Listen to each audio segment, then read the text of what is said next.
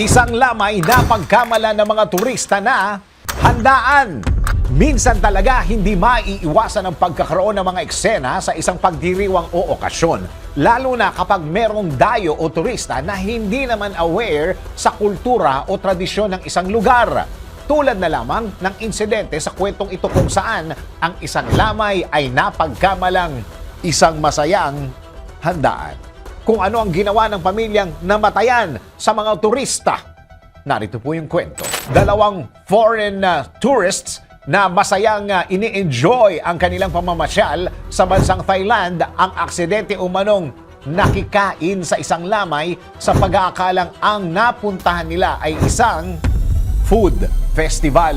Ayon sa report, nakita nila na napapaligiran ng maraming tao ang lugar at maraming mesa at iba't ibang mga pagkain ang nakahain.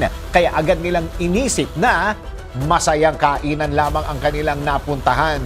Nang mapansing tahimik at tila nagpe-perform ng mga funeral rites ang mga tao at saka lamang na-realize ng dalawa na lamay na pala ang kanilang napuntahang salo-salo. Kaya naman, dahil sa hiya ay pinili nilang magpaalam na at humingi ng paumanhin bilang paggalang sa pamilya. Imbis na magalit o mainis ang pamilya ay winelcome pa nila ang mga turista at pinatuloy pa rin bilang mga bisita at inimbitahang kumain kasama nila.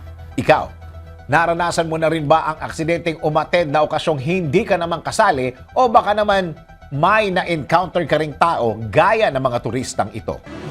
DWIZ Research Report. Report.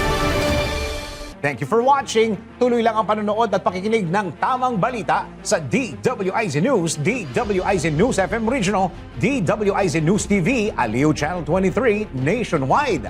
Mag-follow, like, subscribe at i-share ang aming mga social media accounts.